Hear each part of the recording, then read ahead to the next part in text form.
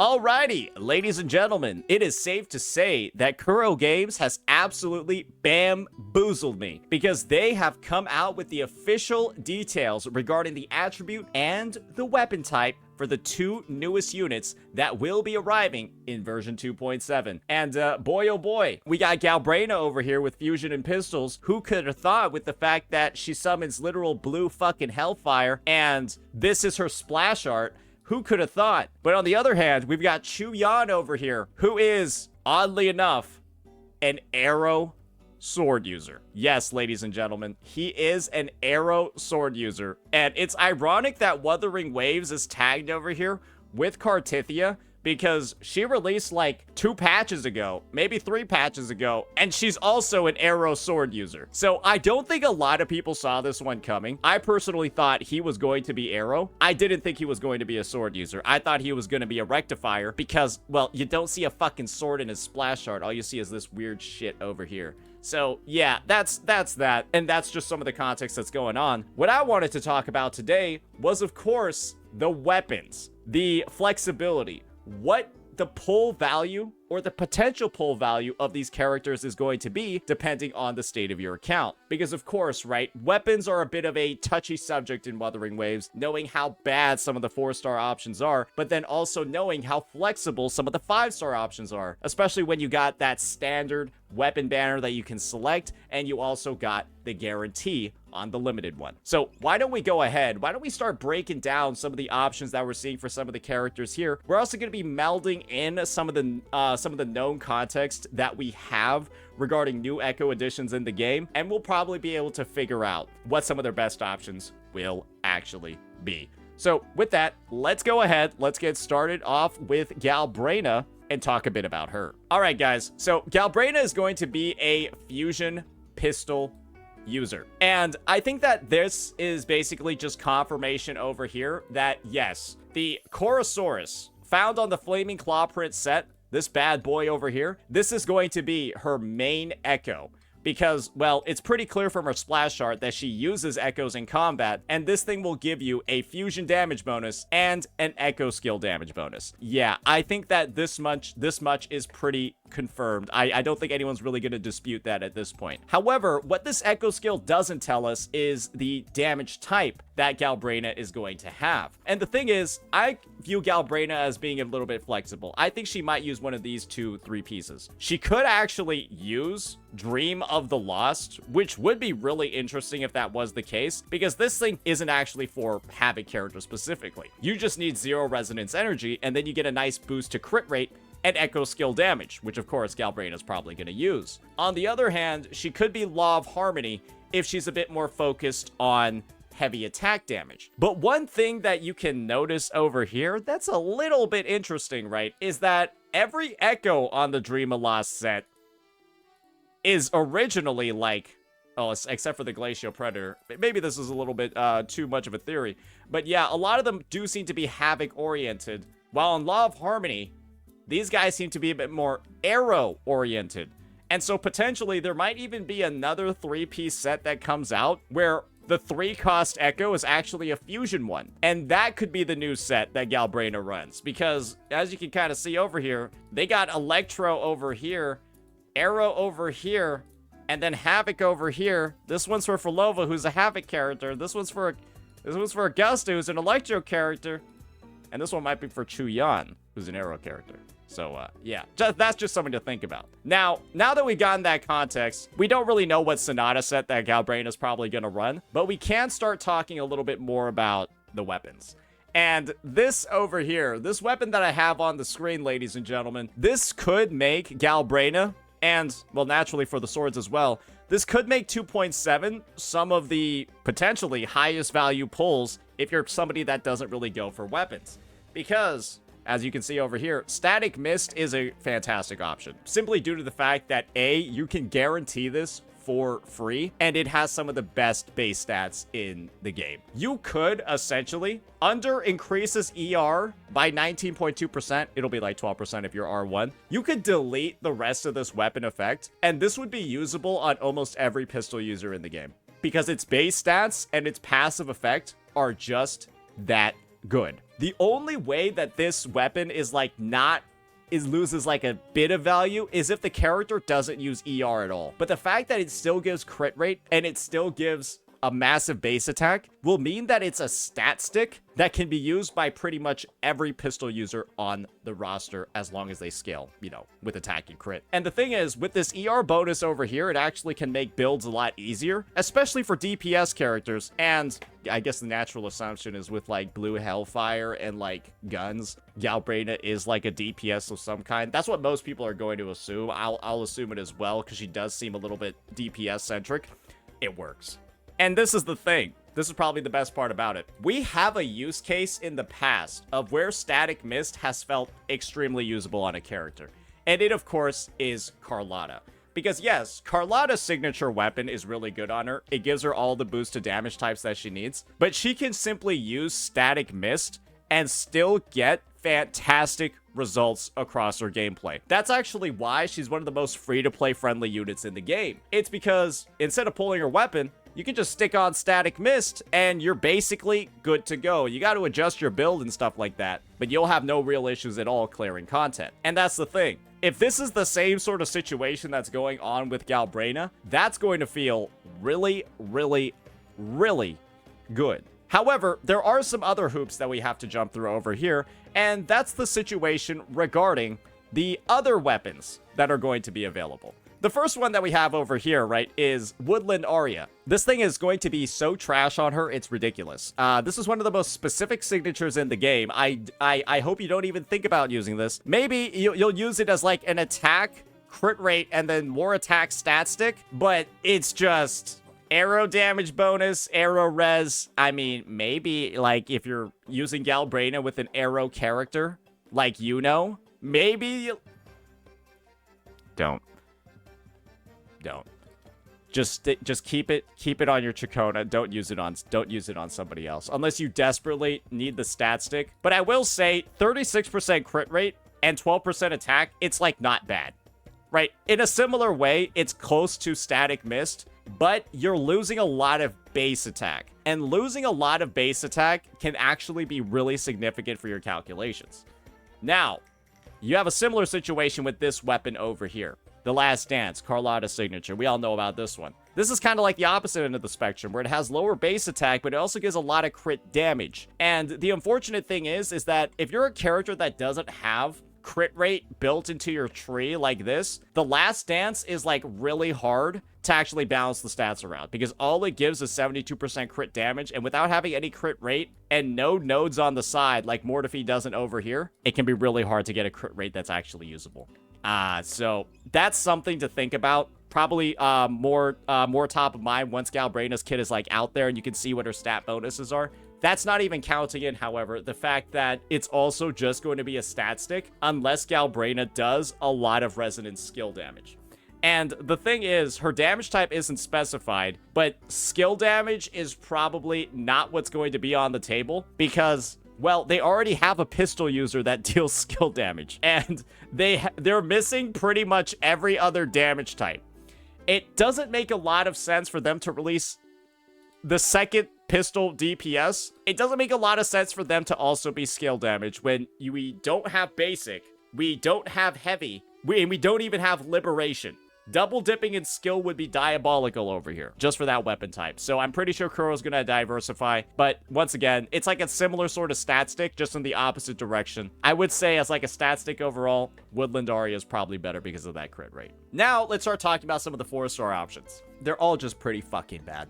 I'm just gonna be real with you. The 4-star pistols are some of the worst, if not possibly the worst in the game. And that's why I always talk about Static Mist so much, because you're able to guarantee this, right? From the standard weapon banner, because you get a fuck ton of these blue poles every single patch, right? You get a shit ton of them. And you're able to guarantee what standard weapon you're gonna get. So it's like everyone should have a copy of Static Mist and Emerald Genesis, which both give crit and have like those nice base stats. So the whole idea that like, yes, the 4-star pistols are trash, it's true. I understand that. But there's no reason why you should be using a 4-star pistol unless you're like the newest player imaginable. because you should always have access to Static Mist. But if you're insistent on using 4-star options, then, ladies and gentlemen, let's talk a little bit about probably the only 2 that you have available. So when we go down to pistols and the weapon inventory over here, you'll have stuff like Solar Flame, which if Galbrena's a heavy attack damage dealer, which many people think she is because of the Law of Harmony set, this is going to be really good, right? Because it increases your attack and also gives you heavy attack damage bonus. Great, awesome. Don't even think about using this piece of shit. This is the other BP weapon, Thunderbolt. It's a piece of dog shit. Yeah, this is like a bad version of like Carlotta's this is just an awful weapon overall. I don't think I've ever seen anybody use this thing. Yeah, this is a scam. So yeah, this is probably the only 4-star option that you will be choosing out of all of the available ones on the roster. It is only available on the BP Premium Pass, and you know, it's going to take a while to get multiple copies of it, but you can probably get it up to R4 if you get it in 2.6, and then you also get it in 2.7. But yeah, you're not really buying the BP for this. It's just a nice little bonus on top. You're buying it for all the other resources. So it is an option, and just let it be said, there's a reason why a lot of people like me, we have like, I have like 7 of these boxes because the weapons are kind of shit compared to the standard weapons, so I just use the standard weapons instead. Yeah, so that's the situation over there for Galbrena. I think we've covered all of the potential choices. I think we talked about all the different dynamics. Yeah, Fusion Echo Skill Damage Dealer, I'm putting money on it right now. And at the end of the day, you'll always have the option of using Static Mist on her. And I think that just means overall, regardless of the role she plays, if she's a sub DPS, and this is what I forgot to mention, probably the most important thing. If Galbrena is a buffing sub DPS, right? If she's somebody like a Frolova or a Cantarella that has a buffing outro skill, guys, Static Mist is then even going to have even more potential value. Because as we know, the Echo Skill team, everybody on the Echo Skill team does damage. This passive effect will allow you to transfer attack to the next person on your team. And if Galbrena has one of these buffing outro skills like you see on a Frolova, right? That's even more buffing that she's going to have available. So even more potential synergies over there, and probably an advantage that she'll have even over her own signature, unless her signature is going to give her buffing ability for her team. I don't think that's really going to be the case though. So yeah, those are all the dynamics when it comes to Galbrena and her weapon options. I think that with Static Mist on the roster, any pistol user is kind of like pretty good to go. So free-to-play friendliness, we'll have to see, but it's already set at a relatively high baseline level simply due to the fact that this weapon is in the fucking game. It's just really that good. Now let's move on to the other situation over here, and that's going to be Qiuyan. I will admit to you, I have been burned by sword users in the past. I actually made a similar video like this when Cartithia was being drip marketed. And what I said was Cartithia might be one of the best free-to-play units in the game because of Emerald of Genesis.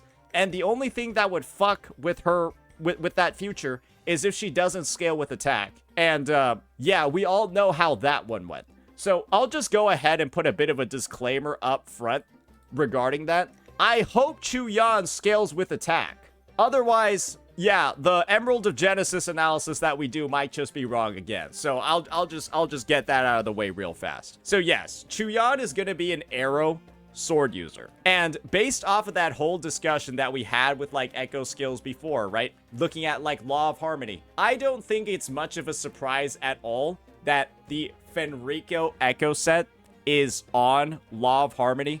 It also gives an Aero and heavy attack damage bonus. And then all of the other Echoes in the Law of Harmony set are also Aero Echoes. I feel like this is Qiuyan's set. And the thing is, well, I feel like that also means he's a heavy attacker that has his damage split between heavy attacks and Echo skills. That's what do you want me to do? What do you want me to do when this shit is in the game, brother? There's really nothing else I can say. And so if that is the case, right? What we can see is that, oh boy, the Fenrico Echo also scales off of attack.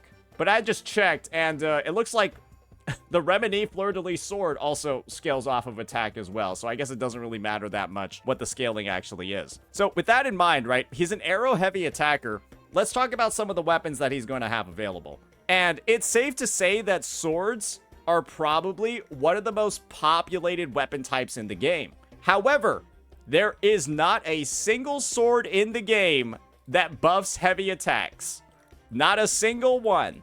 I think there might be one craftable weapon that, like, works with heavy attacks, but it gives, like, ER, and it's, like, a piece of shit, so I won't even talk about it. So what that means is that as long as Qiuyan is an attack scaler, Emerald of Genesis is probably going to be his second best in slot. I'm not even joking. Emerald of Genesis is probably going to be his second best in slot because this weapon effect is so fucking general. I think it's just, as long as the character scales off of attack, they're gonna get a bonus from it. And that's why Kartithia being an HP scaler was so painful, because, well, she doesn't really get that bonus. So yeah, when a resonance skill is cast, you increase your attack by 7.5% up to 2 times, and it's a 10-second duration. And so if Qiuyan has 2 resonance skills, he'll be able to max out the buff, and if he doesn't, well, at least he still gets part of it. And the best part is, if he has ER, this should fulfill a good chunk of his requirements. And the other thing is, if Qiuyan doesn't have ER,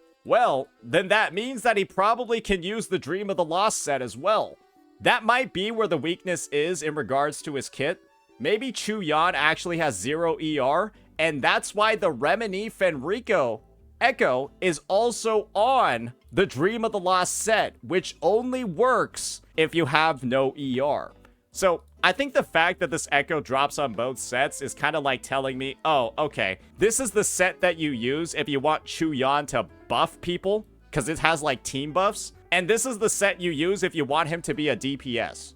I'm just assuming that. So that's a possibility as well. And so I could imagine that he also doesn't have ER, simply due to the fact that his main Echo is also on the set with the 0 ER. So if that's the case, then it might be a similar situation to Kartithia, where Emerald of Genesis, that standard 5-star sword with the amazing base attack and the amazing crit rate, part of its skill effect might just be useless on Qiuyan, but he should be able to activate the second part. And hopefully he's an attack skiller to, provide that alternative. Because I'm going to be real, ladies and gentlemen. This thing don't work on him, right? Blood Pack's Pledge, this thing does not, let's just be real here. This is like healing resonance skill. He can't even activate the special effect that gives like Aero damage to the entire team. It's not usable, right? Defier's Thorn. Why did I even bring this one up? Like, you guys already know this thing's not going to work.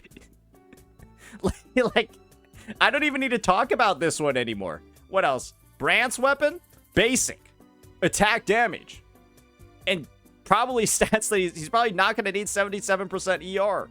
Kamelia's weapon, Red Spring, more basic attack damage. And then Chang-Li's weapon, Blazing Brilliance.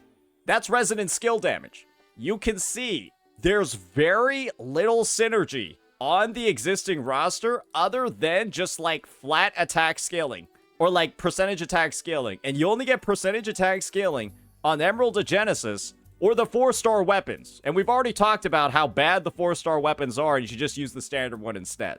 So that's another thing, ladies and gentlemen. Now let's talk about some of the other options that are going to be available. Let's take a look at some of the weapons over here in the Battle Pass. Alrighty, so we got a Feather Edge, which gives you liberation damage. Yeah, this thing gives liberation damage, so I don't think it's going to be particularly useful on Qiuyan because it's kind of confirmed that he does heavy. And then you also got Looming Glass. Not bad, right? A 64% heavy attack damage bonus for 10 seconds. Not that bad. It sounds like a lot. Then you look at the base stats of this weapon. That's 387.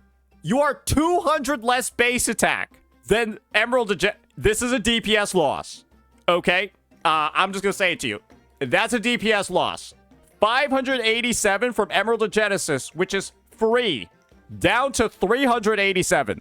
Do not use this. You will use this, your damage will go down. You'll R5 it, because if you don't R5 it, it's 20%.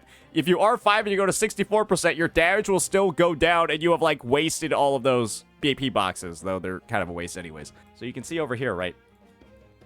Let's pray to... Oh, here's the other one. This one's also a 387 base attack one. It also gives a heavy attack damage, but don't use this either. You can kind of see what's going on over here.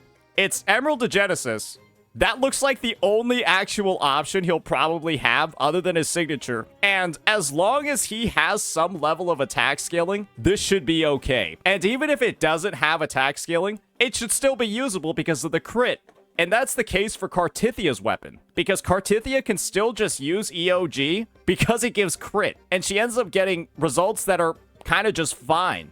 And so this is the hope. He scales with attack. Maybe he doesn't scale with ER. Maybe he uses a resource like Frolova to cast his Liberation, and that's going to be the trade-off. That's going to be the weakness for using EOG on him. But you should still be able to activate some of the effect regardless. Just like how Cartithia can activate the ER effect even if she's not using the attack stacking. So, yeah, that'll be my take on the weapons.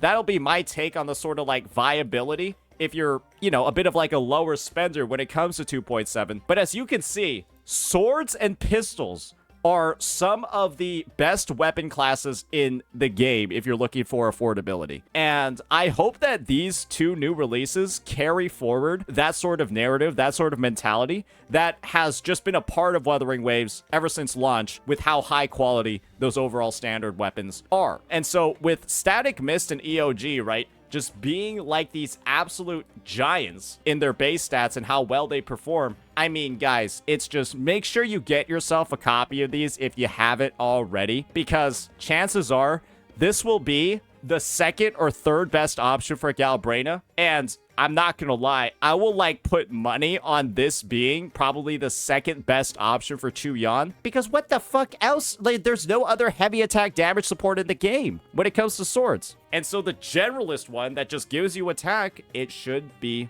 the best one. And I'm hoping that's the case. We have had a bit of a slew of like some kind of, you know, signatures that have been really specific. That's no lie at all. You know, we've had characters like Frolova, where their signature stats have been really specific. We've had characters like Lupa, right, where they're also specific. Cartithia, very specific. Chakota, very specific. And it's clear, right, that some of the or Augusta, very specific as well. Same with Yuno. And so it would just be really nice to have like more of these units that have much better feeling non-signature options. Because let's be real here.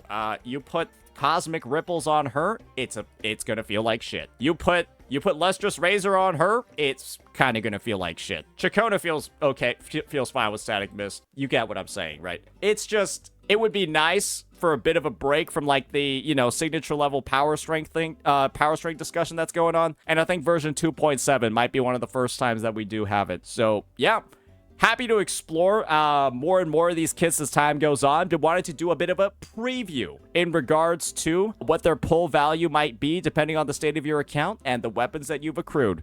And the good news is, if my predictions pass, then both of these characters should just have a great baseline pull value in the first place. And it's all because of these standard weapons. So yeah, that'll be that, ladies and gentlemen. Let me know what you all thought. Peace.